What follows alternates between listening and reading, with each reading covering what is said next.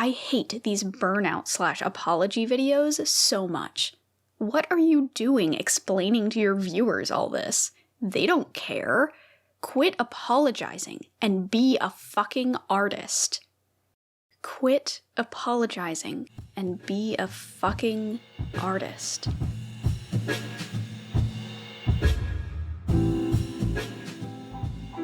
To be a content creator, you'll need to learn all the skills of a researcher, a writer, an editor, director, videographer, audio engineer, marketer, and graphic designer. It's simple. Quit apologizing and be a fucking artist. Make videos often enough to appease viewers and the algorithm, but spend enough time on each of them to make your videos great, all without pushing yourself too hard and burning out.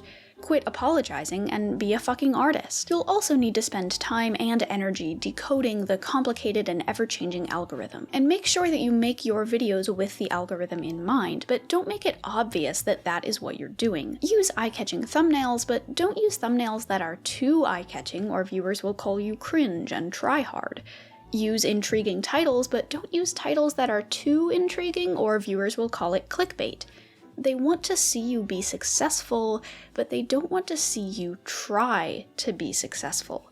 Quit apologizing and be a fucking artist. Speaking of viewers, you'll want to make sure that you're personable enough that your viewers like you and form parasocial relationships with you. But don't let your content become too personal. Don't show any weaknesses or talk about your problems or ask viewers for anything. They'll get tired of it.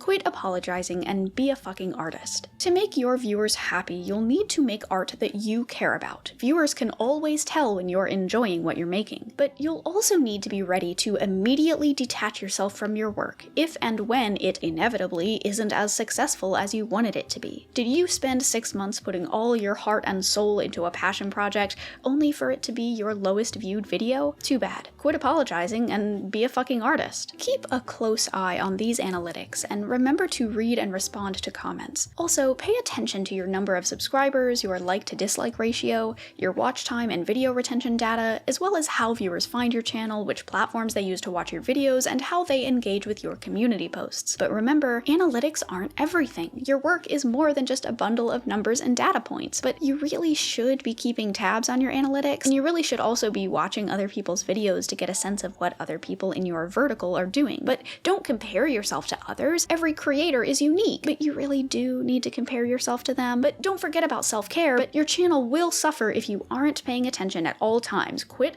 apologizing and be a fucking artist. When you read comments, don't let the negative ones bother you, but make sure that you're able to learn and grow based on advice from your viewers. And remember, you don't have to read all the comments. Self-care is important, but you do need to make sure to listen to your viewers, all your viewers.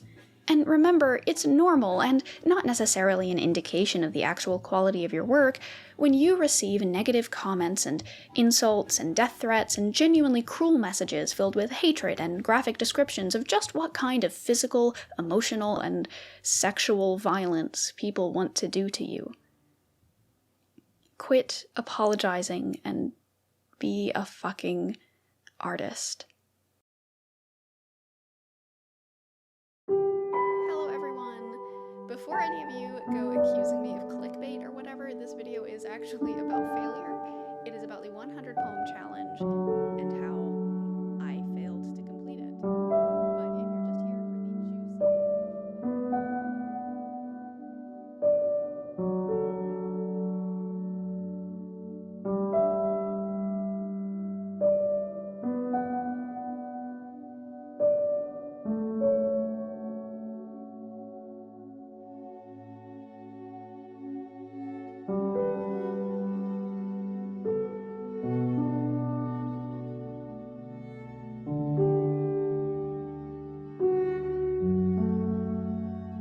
When you read comments, when you look at analytics, when you think about your viewers, remember that each comment and message and view and sub, every single data point represents another person on the other side of your screen. Every time someone engages with something you make, that means that a whole, actual, real human being was really genuinely affected by a thing you put into the world. You are a fucking artist.